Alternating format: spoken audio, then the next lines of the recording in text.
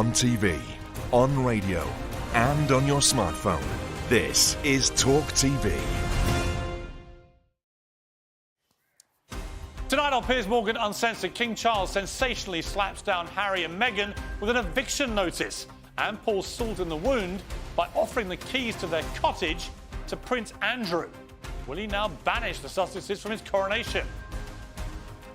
And a stunning tranche of 100,000 leaked messages lays bare the deadly fiasco that saw COVID tear through England's nursing homes. Isabel Oakeshott, she broke the story and she's giving me her first interview live tonight. We'll debate whether Matt Hancock could now face criminal justice charges. Plus, a convicted male paedophile switches genders after being accused of murder. But the prosecutor is suspended for refusing to call them she. He. I'll talk to him, I think he's a him, live.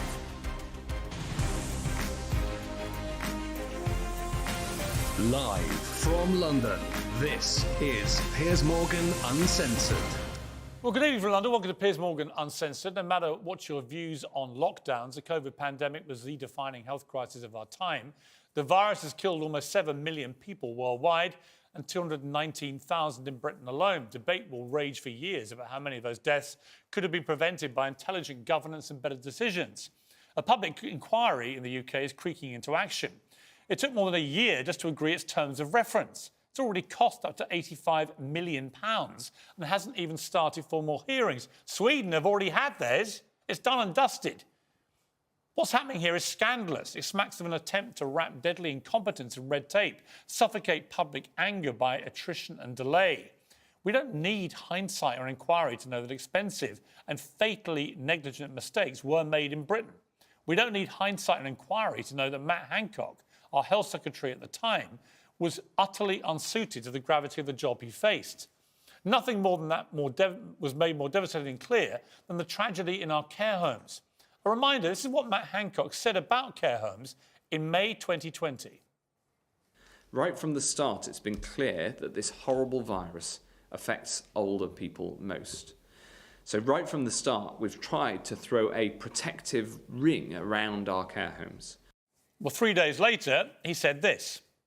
Well, we absolutely did throw a protective ring around social care, not least with the £3.2 billion worth of funding we put in right at the start. And the next day, he told MPs this. And I'm glad we've been able to protect the majority of homes, and we'll keep working to strengthen the protective ring that we've cast around all our care homes. Protective ring, protective ring, protective ring around care homes. But there was no protective ring at all. In fact, Hancock sent thousands of elderly patients from hospitals back to their nursing homes without even testing most of them. COVID spread like wildfire inside those homes. It was a deadly fiasco of a policy from a travesty of a health secretary with tragic consequences for thousands of families. This is what I said to him at the time. I'm really struck by the fact that you feel incensed that we're not thanking you enough for your handling of this pandemic. It was my team, actually, I was asking to thank. You didn't save lives, did you? We've got 130,000 deaths, the worst death toll in Europe. We have one of the worst death rates in the world. So I just don't know why I should be thanking you. I still don't, to be honest. Not sure the words "thank you, Mr. Hancock" are appropriate. Well, now a stunning tranche of private messages given by Hancock to journalist Isabel Oakeshott to write his memoir were published in the Daily Telegraph today, and they've laid bare the shocking extent of Hancock's failure. Right from the very beginning. On November the 14th, 2020, Mr. Hancock told his advisers Chris Whitty has done an evidence review and now recommended testing going to all care homes and segregation whilst awaiting result. That would make obvious sense. This is obviously a good positive step, adds Hancock, and we must put it into the dock.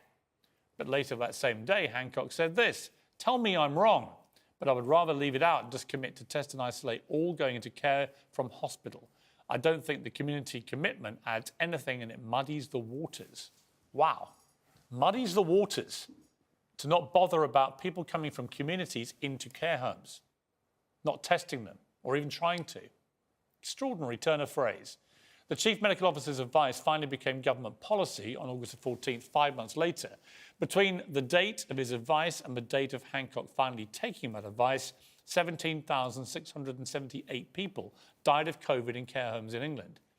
Well, later on, Hancock reluctantly agreed to include care homes in his testing programme, but only if it didn't, quote, get in the way, close quotes, of his own self-aggrandising target of 100,000 tests a day. The text showed that he used loopholes to inflate the figures and begged for favours to save his own reputation. I want to hit my target, he's told George Osborne, then the Evening Standard's editor, when he was asking for a front page. I gathered, was Osborne's withering reply. There are many more revelations in today's leaks. We learned that Jacob Rees-Mogg had a test couriered to his home for one of his children at a time when there was a national shortage, and that Boris Johnson was going crackers at Britain's testing incompetence. There's a lot more to come.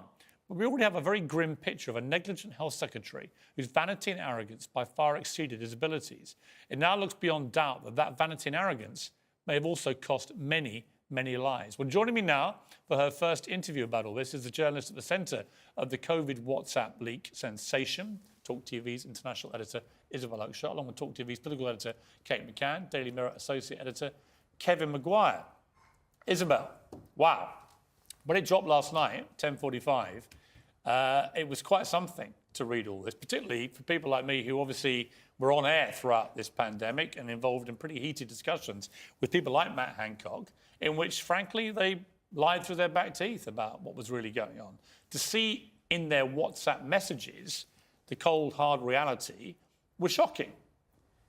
You've had this for a while. What made you, let's be brutally honest about what you did. You did a book with Matt Hancock. As part of the preparation for the book, he gives you 100,000 WhatsApp messages between him and members of the cabinet and the Prime Minister.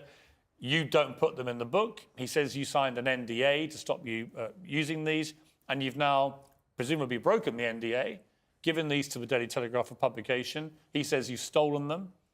Blah, blah, blah. What is your reaction to all this? Well, first of all, Piers, I'm very aware of how robustly you fought for public accountability from our politicians during this period. I can tell you that your name does crop up in some of these messages. I would hope so. I'm sure we'll come to that later in the week. Look, you mentioned in your introduction the absolute farce that is the public inquiry arrangement so far. This public inquiry, if you look at the terms of reference, I could spend a year on each one of about the 30 things that they have been asked to consider. The judge, who is somebody of the highest integrity and has a great reputation, no doubt will want to do justice to every one of those things. She's not been given a deadline. So the reality is that this inquiry, which I think is absolutely critical, will likely not come up with any conclusions left to the government's own devices, perhaps for at least a decade or more. Now, we could have another pandemic next month, next year. Who knows when the next one is coming? We cannot afford to wait for a decade or more for answers as to what was really going on. So this resource that I had is an extraordinary way to quickly get to the truth of what really happened, why crucial decisions were made that affected millions of lives, that millions of people are still paying the price for today, without us having to be fobbed off with an inquiry which I'm afraid is most likely going to end up, for the best intentions of everyone involved, being a whitewash. So Lord Bethell, who was a health minister at the time, has told Tom Newton-Dunn for his show tonight on TalkTV, Isabel Oakeshott has no idea what went on in those rooms. She hasn't seen the papers. She's just seen a few WhatsApps from around the edges. She's fooling herself if she thinks that's really given her an insight. What she's taken is a bunch of fluff that was in transient, I think that means, WhatsApp messages, and pretended that it's substantive insight into the evidence-based decision that's been made. It's simply not true. It's a confection, and quite frankly, the Telegraph should be ashamed of themselves. I mean, what an embarrassing and pathetic and lame defence from Lord Bethell there. I imagine Lord Bethell's rather nervous because he is one of the most indiscreet people in these WhatsApp messages, highly revelatory. For him to dismiss them as a few WhatsApp messages, which I heard him say this morning, the entire volume of this is almost 3 times the size of the Bible. It's not a few messages. And the reality is that the WhatsApp groups were used routinely, minute by minute, to communicate critical decisions. And by the way, there is an argument they should be public record, right? I mean, in America, every communication like this with the Prime Minister, with the President, would be public record. So you can't do private messaging. Let me add that if he's saying that this is a partial account, I am all ears for the rest of it, and I'm sure that the nation would be very grateful if all the WhatsApps from every minister involved were released now. Your position is that this is in the public interest. 100%. But let me just ask you, to the specifics which Hancock has said by way of response, did you sign an NDA which pledged not to use these messages? Yes. So you've deliberately broken that? I have, in the public interest. And there could be legal consequences for you. I think the public interest is overwhelming. Whenever you break a big story which is in the national interest, and I've done a few of them, it can be a rocky road, it can be a bumpy ride.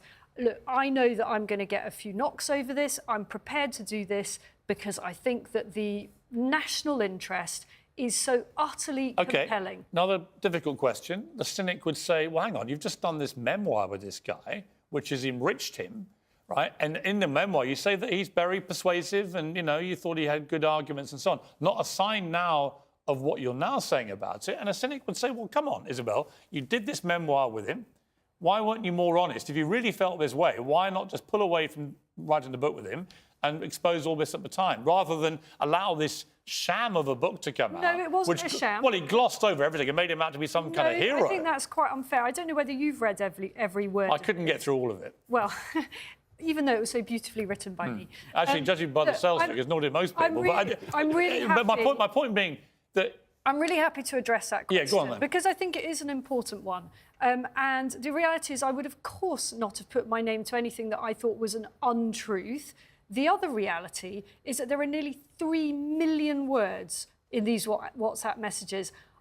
I was working on this book against the clock. It was a phenomenal effort. It was twice the length of any normal political book. It was simply impossible to go through every line of those WhatsApp messages. And of course, equally, the book is Matt Hancock's diary. It's his truth. When did he know that you'd done this? Late last night. Wow, when everybody else did? Yeah. Did you have any compulsion at all about frying a contact like this, someone you've written a book with? I'm not going to sit here and disparage Matt Hancock personally, because this is not about... Well, you have just tortured him. For me, this is not about... No, but Isabel, come on, look. This is not about Matt Hancock. As a journalist, you've written a book with this guy, and within months of the book coming out, you've tortured him, right? I mean, you've fried the contact, you've ripped up the NDA, you've published all the messages. I'm not taking a judgment, I'm just saying you have done that. There are many things I could sit here and say about Matt Hancock, which I'm not going to do. Now it seems a good time to me. I am not going to do, because this, for me, is not a personal thing. Is it true that he went back on his word with you in relation to your business arrangement with the book? I don't want to get into that. He certainly undertook to do an interview with TalkTV, which was very important to me as international editor of TalkTV. He reneged on that. It's, of course, not the reason why I did this. I cannot emphasise enough, this is not personal against Matt Hancock. I can see many good qualities in him. We had a good working relationship, by and large. Various aspects towards the end were not quite... Have you heard from him since the publication of this? Yes, I have. What did he say? I received a somewhat menacing message at 1:20 in the morning. Saying? I'm not going to repeat what was in the message, but yeah. You say menacing, what was... Well, I think you can easily surmise whether Matt Hancock is my friend at this point. Well, I'm sure he's not, but I mean, what does menacing mean? He threatened you? Or? I think that he is extremely troubled in terms of how to respond to this, and I don't blame him, but this is not about him as far as I'm concerned. It is much bigger than that. It is about getting the truth of what really happened. I understand that. Specifically, he says it's been edited, that there were other WhatsApp exchanges about a subsequent meeting. I think you'll find he's withdrawn that. No, it isn't. It's emphatically inaccurate. We specifically refer to that meeting. I think it's on page 4 of the coverage. He simply hasn't read the inside story. So is there any doubt from everything you've read, is there any doubt at all that the veracity of that main charge in the Telegraph revelations today about the care homes and about him overriding the advice from the chief medical officer, that is entirely true? There's no doubt in my mind that what the Telegraph have printed today is an accurate reflection. The Telegraph has been exceptionally careful not to selectively quote from these messages. Look, they're not daft. They know that that would be a very easy stick to beat them with. So they have been very careful. Also, the Telegraph doesn't overclaim for any of this. Of course, we know there are other people whose conversations we don't have access to. That is entirely obvious. OK. You two have been sitting here listening to all this. I mean, look, from a journalistic point of view, I picked up the Telegraph this morning. It was a sensation. I mean, this was extraordinary reading to go through all this. I think I've put the tough questions to Isabel, and she's been robust in responding. From a political point of view first, Kate, what has been the reaction to this, and what are the likely consequences, if anything? So there've been a couple of different reactions. Clearly, Matt Hancock and his team very, very frustrated and unhappy. Helen Whately, you know, a minister who was sort of talking about this today, suggests that there was a meeting in between all of this advice being, you know, given to Matt Hancock, where the political reality came up against the scientific advice. And I think this has been the problem all the way through this story. In fact, all the way through COVID. There is a difference between scientific advice and the reality of what can happen on the ground. And Matt Hancock's point would be, yes, Chris Whitty advised we do this. The capacity wasn't there to do it. Therefore, you know, we were forced to scale it back, and we did it as soon as we could. What I actually think is that some of the messages in here do reveal something quite problematic for the government, which is about the way that care homes were not prioritised. Helen Whately's messages inside the Telegraph showing her saying, we have a problem with PPE, we don't have enough, and I can't get anyone to tell me when I will have enough. And she's asking, you know, quite nicely of the Health Secretary. I mean, I interviewed Helen Whately several times in that period, and I thought she was completely out of her depth, which I thought summarised my view of that government. A young rookie government, just come in, a lot of them completely out of their depth, didn't know what they were doing. But then did you change your mind when you read this? Because I actually think I had a slightly more sympathy with her that she had clearly been asking for this stuff, but clearly wasn't getting it back. I mean, Kevin, first of all, from a journalistic point of view, what do you think about what Isabel did here? Isabel's accused of stabbing Hancock in the back, and she'll have to deal with the journalistic ethics. But is there a public interest defence for that? But yes, clearly. And are we in a better position tonight than we were last night on COVID? Yes, we are. That's what I think. Because she's made them public. She'll have to take the knocks as well as the praise for that. But we get an incredible insight into what was really happening. What do you feel you know now you didn't yesterday?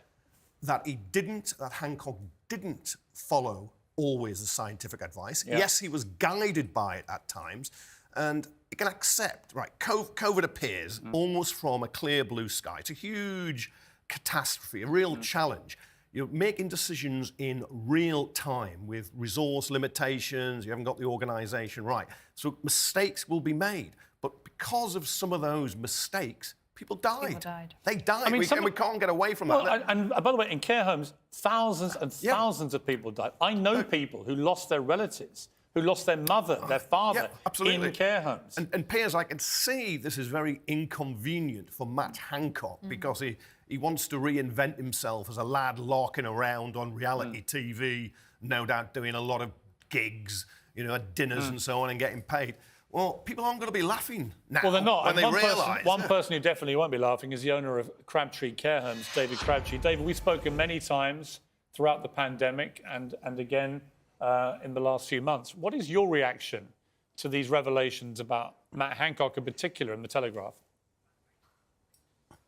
If you go back, thank you, Piers. If you go back, and thank you for being a stalwart for the care sector, thank you.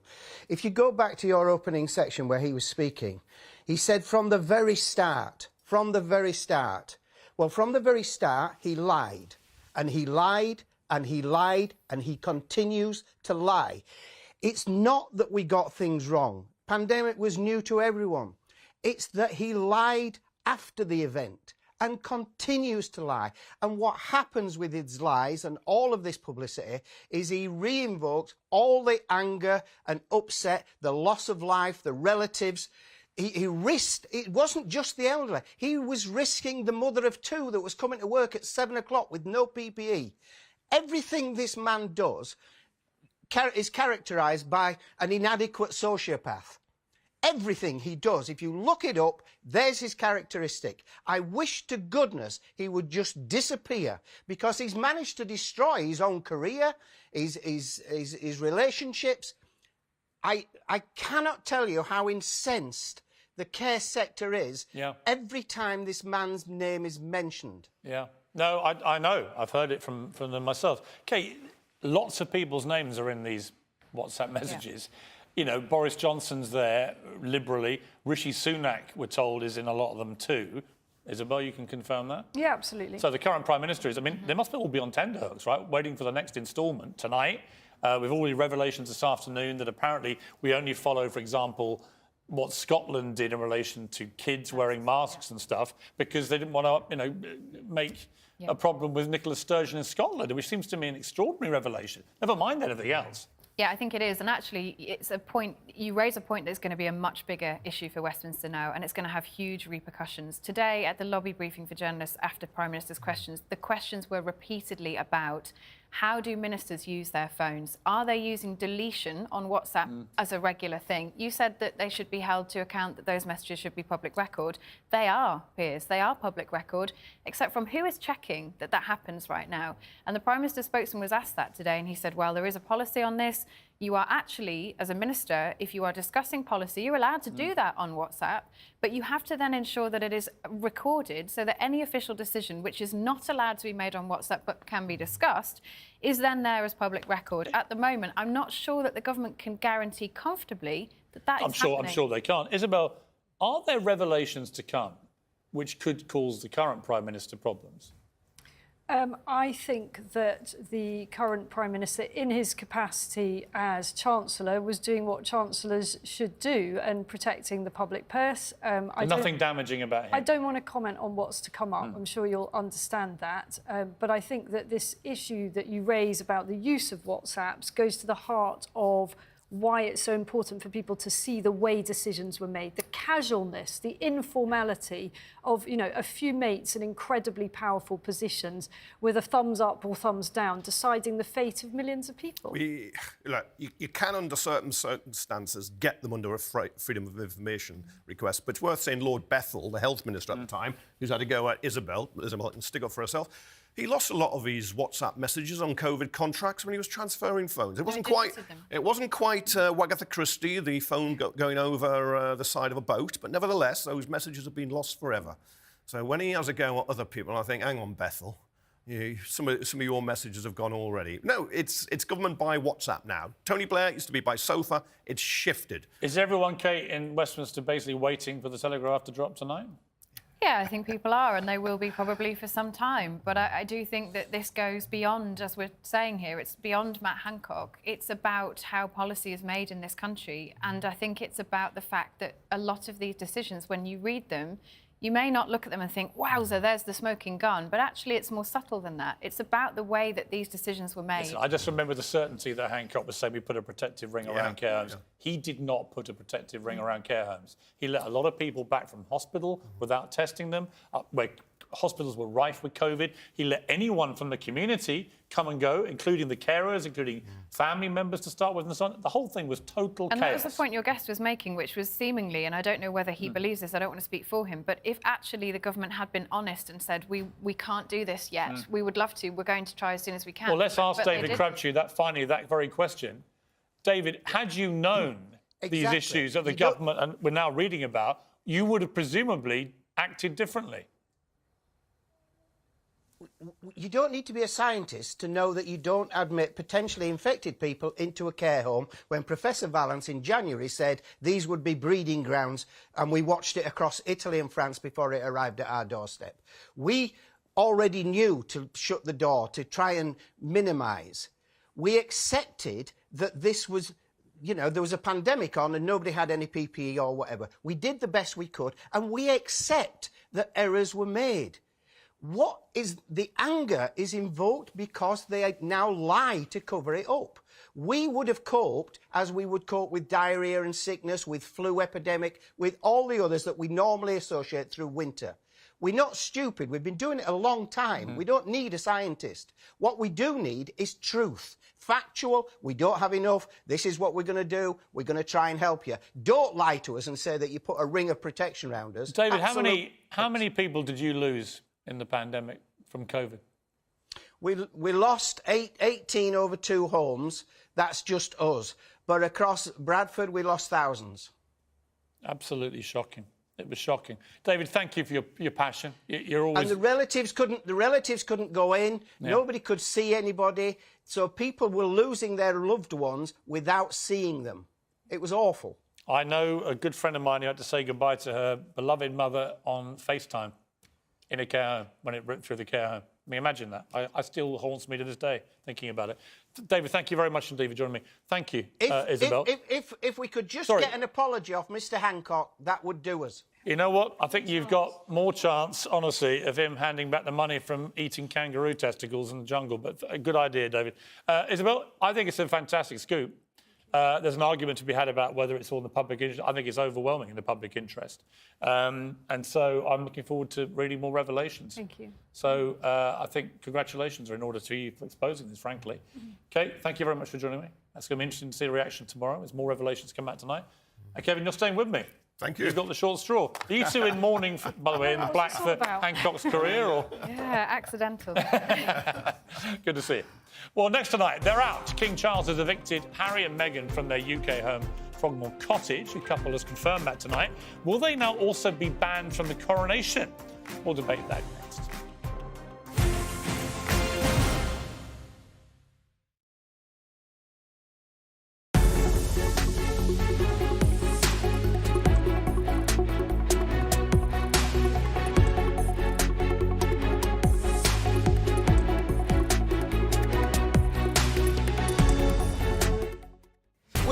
Britain's conversation. Oh no.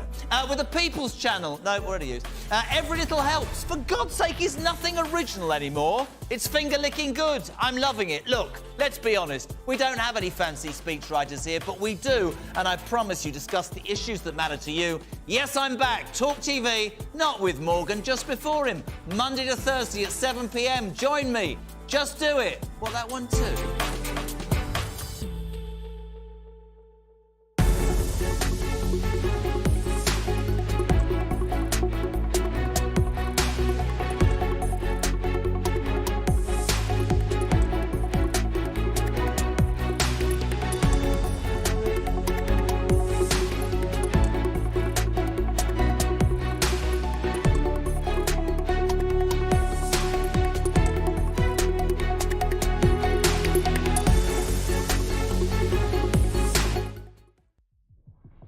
Passionate and always straight to the point.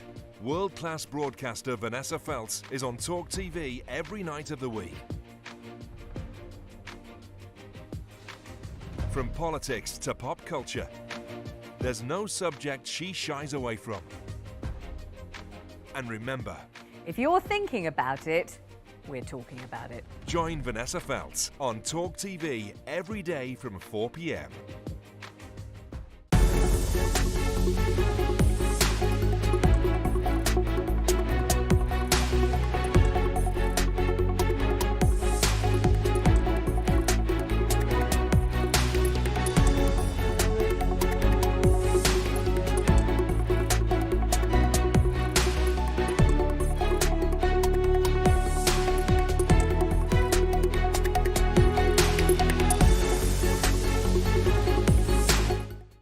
He's back, and he's uncensored.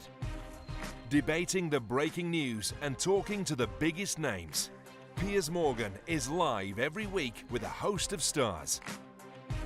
Uncompromising, unmissable, and uncensored.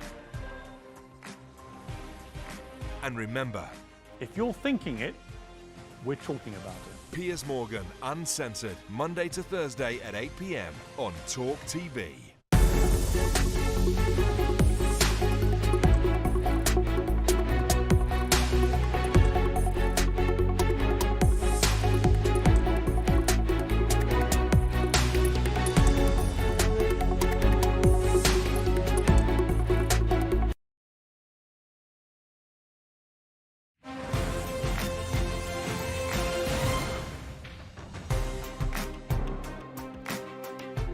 Big breaking news, Arsenal are 1-0 up in the game against Everton. And if you're watching on catch-up, That may have been overtaken by events. Hopefully, we're now winning 3-0. Well, King Charles has sensationally evicted Harry and Meghan from Frogmore Cottage in Windsor and reportedly offered it now to Prince Andrew, who has to vacate his own larger home. Well, the Duke and Duchess of Sussex were given the cottage as a wedding gift by the Queen in 2018 and will now be left without a home in the UK after Buckingham Palace served eviction papers. Tonight, a spokesman for the couple confirmed the Sun's bombshell scoop by saying they have been requested to vacate the property. Well, Kevin Maguire still with me. I've been joined now by TalkTV contributor Esther Krakow and historian and author Tessa Dunlop. Well, so, Kevin, this is one of those scoops, great scoop by the Sun this morning. And completely true, it turned out. They have indeed been kicked out. They've been evicted. Yeah, there's a new sheriff in town, and he's going to be the Iron King. Because Is this the act of a king, not a father? In other words, has he basically put his new status as the monarch and the interests of the monarchy and his role as king above actually what maybe his instinct is as a dad? Well, it could be as a dad. He believes in tough love. He's also said to be very emotionally cold and probably not best suited to try and bringing them back in a warm way. But it is pretty sensational, as you say, because I thought he would try and find common ground, try and build bridges, get some peace. But this is, right, if you're going to go to war with me, I'm going to fight back. Right, and it does beg the question, Esther. Coronation coming up in early May, only a few weeks away now. Invitations apparently going out next week, 2,000 of them. I mean, I would put good money now that there'll be no invitation heading its way to Montecito in California. I think so too. Look, I was very sceptical when I saw this because I thought the palace just asked them to take the rest of their belongings and strip it back to Montecito. But the fact that they've actually been given a formal eviction notice is very clear. You're not coming back. There are no warm sort of olive branches being extended to you, if that's a thing. And it's really quite scathing, actually. Can you imagine just being evicted by your own father? It is, but I've just written a column for The Sun about this. And, you and I, Tessa, we've argued about this. But putting aside our different opinions about them as people, there does come a tipping point in any feud of this nature where if one side just continues to publicly attack the other on the global stage that Meghan and Harry have, not just with Oprah Winfrey, but then a 6-part Netflix documentary series, then a 400-page book trashing everyone, including Kate and Camilla and so on. There is a tipping point for anybody. However much Charles may want to be a good dad, William, I'm told, was utterly incandescent after that book. And I think this is the logical... Apparently, this decision was taken the next day after the book came out. Is anyone surprised, really? I never think it's a good idea to make a decision like that in haste. You then repent at leisure. I think, given the coronation is, as you've mentioned, but weeks away, and that we want our monarchy to look broad-shouldered, to look global, to look like it's an institution that understands what redemption means, I think the timing's unfortunate. I think the optics around asking Uncle Andrew, the disgraced Duke, to move in also is deeply unfortunate. Although, and I would question that whether this is, on numerous levels, the right decision at the right time. I certainly think, Kevin, the Andrew bit to me was ill thought through because that gives all the people who support Meghan and Harry and don't want to believe a bad word about them. They say, well, really? You're going to put the guy that paid this woman who says he never met millions of dollars to avoid having his day in court? You're going to give him their cottage because somehow he's better? All I would say to counter that, I was in America last week and a new poll came out while I was there saying that they are now less popular in America than Andrew. I mean, that is how far their standing has fallen. It could be because in America they've forgotten to some extent Andrew, although he is the real scandal in the royal family. I think Harry and Meghan haven't behaved well. Others, I don't think, have behaved well on the other side. But to give him that 5-bedroom house is adding insult to injury for them. I do think it's a bad move. I mean, if he needs a house, let him get on a council waiting list like everybody else. Why should he be gifted a multi-million-pound with 2 orangeries and Meghan Markle's yoga room? I mean, how is it happy? Well, no, but the thing is, this old man doesn't need a 5-bedroom house. I think he needs a 1-bedroom flat in Stevenage. Well, apparently Andrew doesn't even want Frogmore Cottage. He wants to stay where he is, which is a much larger property. He would be seeing it as a demotion because Andrew is pretty deluded about most things. Let me ask you, on the coronation specifically, it is coming up. I mean, should he be invited? Never mind will he. Should Harry and Meghan actually get an invitation? Absolutely not. That's what I think. They shouldn't get an invitation. Why do they... All right, go to the father bit. Look, families fall out all the time. Let me go to the father bit for you, because I put this in my column. If one of my 3 sons, all in their 20s now, and I have a great relationship with all of them, if one of my 3 sons spent years publicly trashing our family, all the members in it, right? And the very institution of our family, they would not get, as I put in my column, the remaining ash from my Christmas Day cigar, let alone a Grace and Favour home. Who are you talking to in your column? You're talking to a little bit, dare I say it, of Middle England. We want our monarchy to be bigger and better than that, Piers. Who's we? We, Great Britain. No, we want renegade, want our royal cake and eat it royals who've been treacherous to stay in California and actually sink or swim by being Meghan and Harry, not the Duke and Duchess of Sussex. But it looks like you're getting what you want, because actually this wasn't, as somebody said this morning, Frogmore Cottage, just a place where they lay their heads. It actually came with the umbrella of security that you get as being part and parcel of Great Windsor. All right, let me ask you about that. And they're obsessed with that, and they've had their police protection rescinded elsewhere. They're so obsessed about privacy and security. So they won't come now anymore. Hang on. You've got what you want. Let me respond to you. These two apparently are, by your yardstick, obsessed with privacy and security. Right. They've just done a 6-part Netflix documentary into their private lives at home. One, they don't care about privacy. They want to sell it. Secondly, on security, Harry was unbelievably reckless in the book to boast about his Taliban kill numbers and to describe the Taliban victims that he killed as chess pieces. He, by doing that, immeasurably worsened the security for his family. Immeasurably, as any military expert will tell you. So don't let me hear them talk any more about privacy and safety when he has so deliberately invaded his own privacy and worsened their safety. I'm merely pointing out that whether he's exacerbated his own situation or not, they are always very concerned. We saw them last summer. They hardly left Frogmore Cottage except to go... Nor was there any security incident around them, and they have highly paid bodyguards. But do you know what, Piers? You've got what you want, and in the end, it's a nail in your own... It's not what I want. Yes, it's not. Yes, you've been shouting them down. Sorry, since no. Let's be quite clear. Get them away from our royal family. Let's be quite clear. I think they are a malevolent duo intent on fleecing their royal titles for hundreds of millions of dollars and causing untold damage to their family and the institution in the process. I do believe that. But I haven't evicted them from this home. Harry's father has evicted them from the home. Harry's brother wanted them evicted from this home. I'm damn sure of it, because they are sick and tired of not just them being trashed, but their wives being trashed by these two. I wonder what Kevin makes of this, as you've got your finger on the tabloid pulse. This, if they don't come to the coronation, in terms of attraction, in terms of attention, this is a depletion. I'm sorry. Oh, rubbish. Absolute rubbish. Look, nobody cares.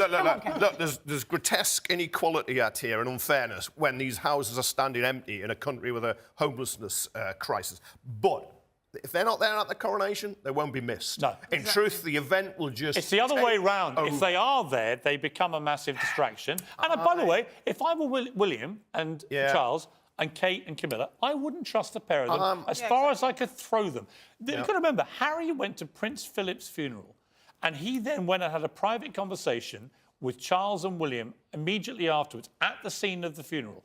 And then he put all of that in his book. This is a guy who has ranted about the media, about tabloid editors like me, for invading his family's privacy and all this kind of garbage. And yet there he is, invading his family's privacy at the most excruciatingly private time, you're going to have revealing private conversations. Uncle Andrew in a front row at the coronation. I don't think he should be there either. Hold on. And you're not going to have... Hang on. You're presuming we want that as well. We don't. Exactly. And can I ask you, why would you even want them there? Exactly. Why would you want to see a pair that have trashed their family for years? And the monarchy. Why do you want monarchy bashers there? Because actually... Let's cancel the whole event. That's an easy way out. Let's scrap it, save the money. Lenses on this, and I know it's hard, you know, the pain of Tessa, privilege. you know what? I think Harry is something of a victim. Do you know when he's angry and in pain. Do you know what? And yes, he's made mistakes. I think they've slightly lost you. Yeah. Who've lost? You've lost your venom about this. You've lost your spark. You've lost the ability to rise up and defend them, because in your heart, you know, Tessa Dunlop, I've been right about them the whole time. Do you know what? You do. No, I'm fatigued by you. I've just seen it. It's like watching a helium balloon when it sucks out. You know, it's like there's a slow, like, but actually, you've lost that thing, that crackle, where you genuinely felt they were right. No, now you think, you know what? They've lost me. No, what saddens me, Piers, is that. And it's ironic. Yeah. No, is that there you are, smacking your lips, thinking that you've won something, but the bigger picture is our monarchy, by all of this, has been depleted. And actually, as a monarchist light, I'm saddened. No, actually, what Charles has done, in my view, very smartly, he's now moving to save the monarchy and its reputation from these two flamethrowers. From these two flamethrowers who keep wanting to trash it and burn it to the ground. Lovely to see you, Tess. Lovely to see you, Esther and Kevin. I think you're all staying, actually. I think we are. All right, well, in that case, lovely to see you. Nice to us. Lovely to see you after the break as well. Well, next tonight, an extraordinary story. A convicted male paedophile decides they're a woman. We had a similar story like this, of course, up in Scotland with the rapist. But the prosecutor is suspended for refusing to use the right pronouns and acknowledge them as she. That prosecutor joins me live next.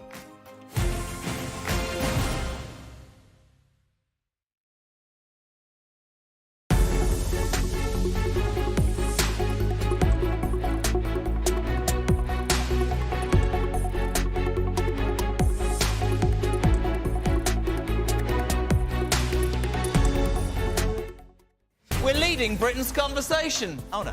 With the People's Channel. No, already used. Every little helps. For God's sake, is nothing original anymore. It's finger-licking good. I'm loving it. Look, let's be honest. We don't have any fancy speechwriters here, but we do, and I promise you, discuss the issues that matter to you. Yes, I'm back. TalkTV, not with Morgan, just before him. Monday to Thursday at 7 p.m. Join me. Just do it. Well, that one too.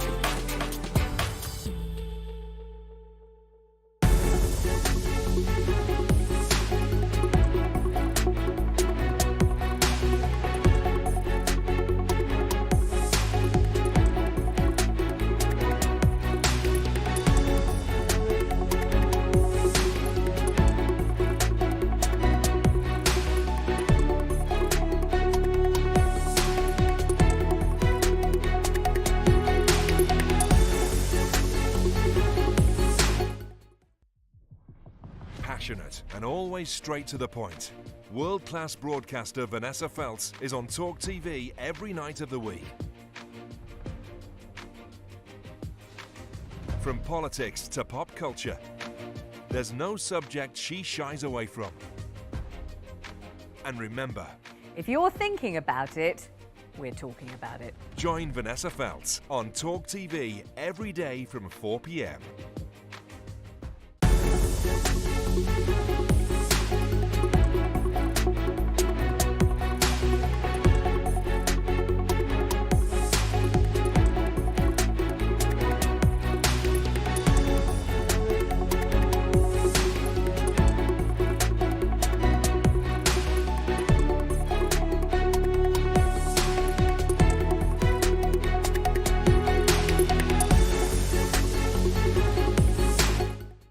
He's back, and he's uncensored. Debating the breaking news and talking to the biggest names. Piers Morgan is live every week with a host of stars. Uncompromising, unmissable, and uncensored. And remember, if you're thinking it, we're talking about it. Piers Morgan, Uncensored, Monday to Thursday at 8 p.m. on TalkTV.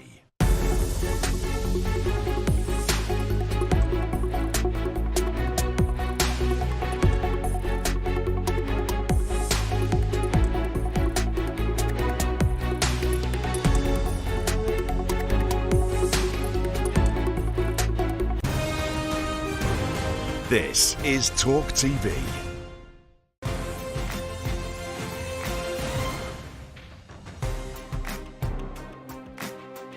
Prosecutor Shay Sana has been suspended in Los Angeles for dead maiming and misgendering a convicted trans child molester, warning that she is trying to game the system. The case involves James Tubbs, now Hannah Tubbs, who began identifying as a woman after her, or why are we calling her her, after his 2014 arrest for sexually assaulting a child. Tubbs is also accused of murder. Well, the lead prosecutor, Shay Sana, fears that Tubbs may be pretending to be a trans woman to have an easier time in jail. And, of course, we've just had a very similar story up in Scotland. Well, Shay Sana joins me now. Mr. Sana, thank you very much indeed for joining me. This is it's made me speechless. We've just had a story in Scotland over here in the UK of a transgender rapist who was a man when he committed these two rapes, pretending, according to his ex-wife, to be female so that he could then be put into a women's prison, which is exactly what happened. And then there was such an outcry that he got returned to a men's prison where he is now, and the head of the Scottish Parliament, the first minister, Nicola Sturgeon, had to resign in disgrace over this whole scandal. This reminds me of that. How has this happened? How can it be that you are suspended for misgendering a paedophile who's killed someone? I'm just as surprised as you are. Who would have ever thought that a prosecutor, by bringing hard evidence to their administration, so I took evidence to the upper administration, telling them that we have a child molester pretending to be transgender so they could orchestrate a fraud on the system and put themselves into a juvenile facility. So this was a 26-year-old adult man who was sentenced as a juvenile and was placed into a juvenile facility and then was pretending to be trans so that they'd be classified as a girl, essentially. And by bringing this to their attention, I was punished for not using the correct pronoun. I mean, it's absolutely, even as you're saying this, I'm just shaking my head in total disbelief that you get suspended for pointing out what seems to me to be an absolutely clear-cut case of somebody deliberately gaming the system and playing off what has become, certainly in California, this incredibly woke onslaught of gender activism, that you have essentially become a victim of this. Correct. So I work for a man named George Gascon, and he cares more about virtue signaling and his progressive policy than he does about protecting children, than he does about the victims in the case. So he wants to punish his prosecutors for not using the correct pronoun instead of punishing, the child molesters. But he doesn't care about them. The truth is, though, the truth is you did use the correct pronoun, as far as I'm concerned. I'm not going to call this person she. In the same way, I'm not going to call this rapist up in Scotland she. They're not. They're men.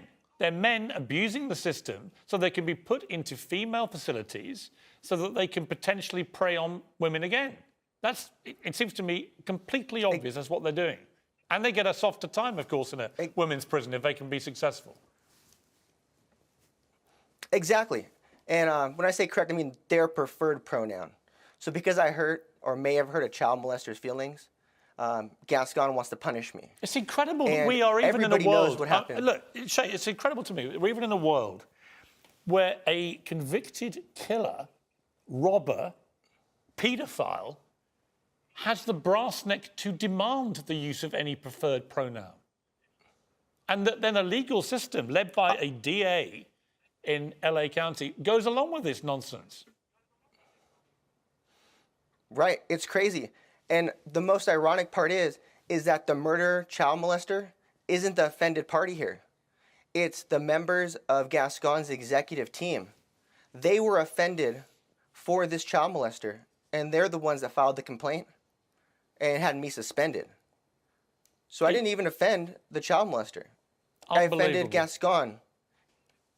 So his feelings are hurt because I called a man a man. It's honestly, it is absolutely mind-boggling what has happened to you. What's the latest? Are you going to get allowed back, or what's happening? It's a 5-day suspension, so I will return at the end of my suspension. But there'll probably be another one waiting for me. This is just retaliation. Gascon's on a crusade to punish and terminate anybody who speaks out against him.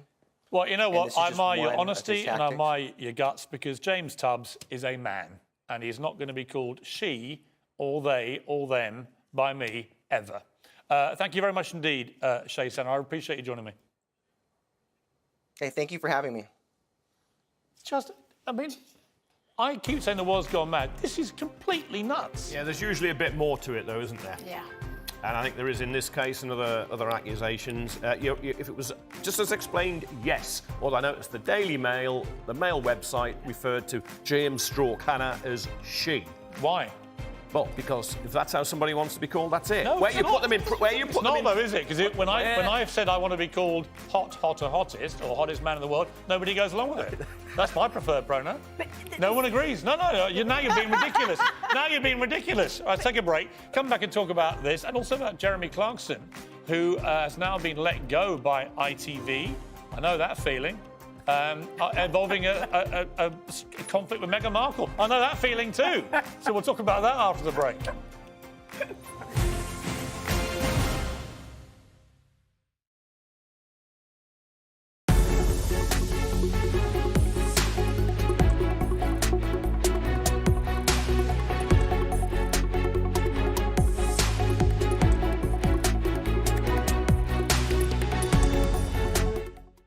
We're leading Britain's conversation. Oh, no. With the People's Channel. No, what did I use?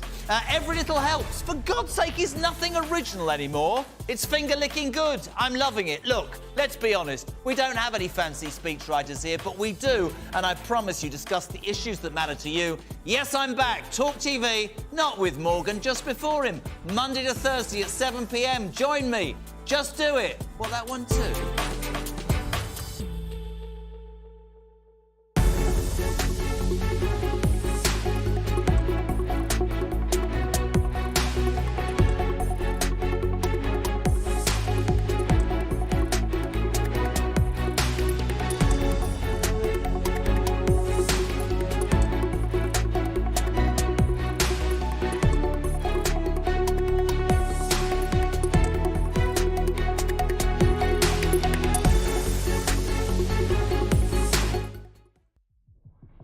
Passionate and always straight to the point. World-class broadcaster Vanessa Feltz is on TalkTV every night of the week. From politics to pop culture, there's no subject she shies away from. And remember, if you're thinking about it, we're talking about it. Join Vanessa Feltz on TalkTV every day from 4 p.m.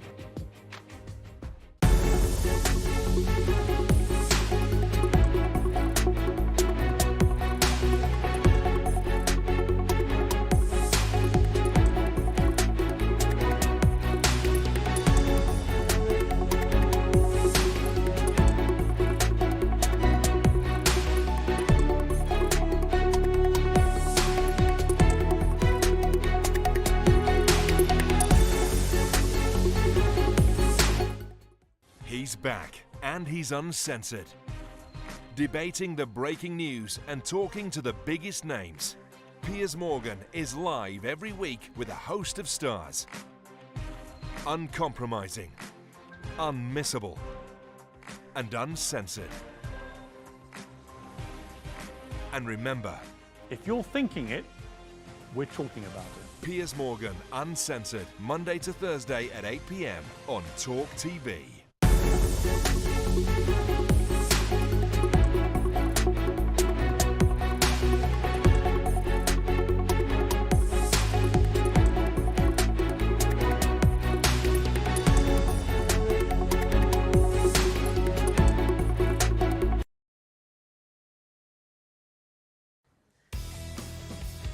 Coming up on The Talk, our panel's reaction to those explosive lockdown revelations rocking Westminster. Plus, King Charles evicts Harry and Meghan from their Windsor pad before offering to Andrew. And Ed Sheeran opens up about his recent rollercoaster ride, revealing how it affected his new album. All of that and more at 9 o'clock.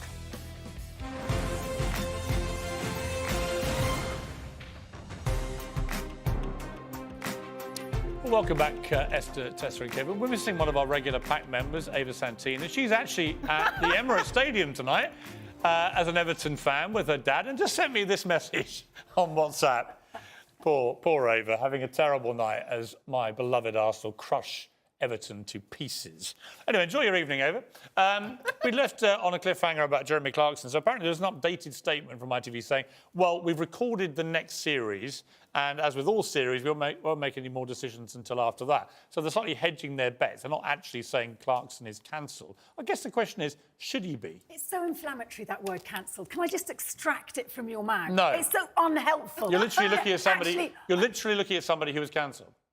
Do you know you're not cancelled because you're sitting right there? No. Somebody, Rupert Murdoch, who owns the TalkTV and the company, actually came and gave me a job. So you had a rebirth, like the phoenix from the flames. And thankfully Piers he Morgan believes in free speech. But the truth is, I was cancelled from Good Morning Britain at a time when it became the #1 morning show in the country. And I was cancelled because I refused to believe Meghan Markle. Now I'd have to be cancelled for believing it. Let's return to the question of Jeremy Clarkson, who I think hasn't been cancelled, but I think ITV... But they've certainly tried. But they are sensing the direction of travel. He's past his prime. He's not, actually. I think he is not. I think past his farm prime. thing's He's doing really well on platformed all Amazon. over the shop. And on the farm subject, he can go and grow tomatoes. But actually, in terms of hosting a mainstream How has he family lost his quiz prime show, if people are why watching should him he? growing tomatoes? Well, he's been put out to grass and he's doing a gentle Esther. farming show. Much more appropriate. than going Esther, on- should Clarkson carry on at ITV? No. Well, he should. Look, obviously they're going to go on ratings, but there were reports that it was very clear that they didn't want to support what he said about Meghan, even though he, released an apology. So apparently, But it was even such a half-hearted apology. whatever. It was still an apology. Twice. But this is the thing. There's such a double standard. Even though he's apologized, because it's who it's coming from, they get to play this. Oh, but it's not enough. Should he prostrate himself on the ground? He just shouldn't have done it. Well, As Kevin Ligo said before Christmas, they said he's a consummate Let's go to another professional on the case. most famous quiz My show. issue with the whole woke brigade is that even when you do issue a grovelling apology, it's never enough. They never accept it. They throw it back in your face. This went much wider than your little walk brigade, and that's why I think ITV will plough him up and let him spend more time on his farm shop. And is Because that it right? was, he was is so... that right for a clumsy, stupid, bad joke, which was intended as a joke? It was. Not, I don't. No one supports it. No one's supporting it. But should he actually lose his ITV contract? It was really vile, and he stuck by it for some time. Yes. Until he saw public opinion was so wide against him. Even his daughter came out and He was criticised cancelled him. by Then his he own started daughter. apologising. And this is his second That's- chance. What happened to He wasn't cancelled already by knocked- his daughter. 2 seconds, Piers. He was already knocked off our state broadcaster for lamping someone. So offset, he's behaved badly. Then onset... He actually, to be fair, he lamped me a lot earlier than that. I know. Hey, look, I'm going to start the campaign to get you the job. I can't believe that I'm the one who's got the scar on my head from his fist, and I'm the one defending him. Piers, Anyway. I've just seen a second coming for you. There's a gap on a big quiz show on ITV. Yeah, I know. You could. Actually, now you're talking. Yeah, You could can be, I? yeah. I can make my ITV comeback. Who wants to be a millionaire? Yep, you could I do already it. am, thanks for We that. are, yeah. It's great, trust me. Let's move on, shall we? Go leave it there. Thanks, Pack. But that's it from me. Whatever you're up to, like Jeremy Clarkson, keep it uncensored. Good night.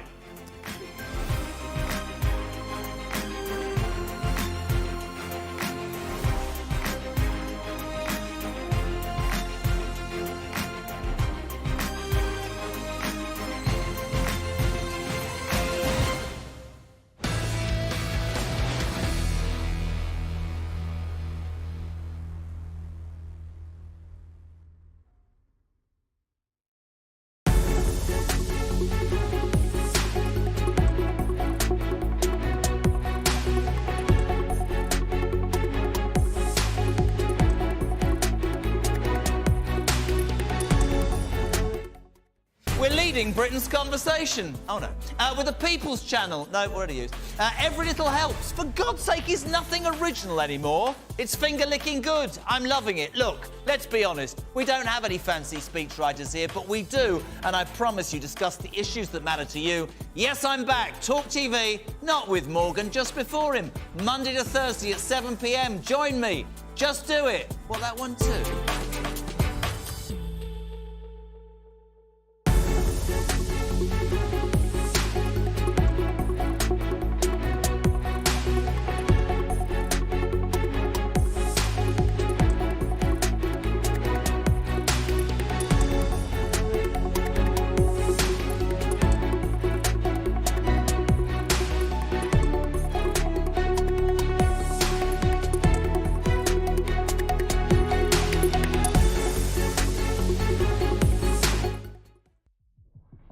Passionate and always straight to the point. World-class broadcaster Vanessa Feltz is on TalkTV every night of the week. From politics to pop culture, there's no subject she shies away from. And remember, If you're thinking about it, we're talking about it. join Vanessa Feltz on TalkTV every day from 4 p.m.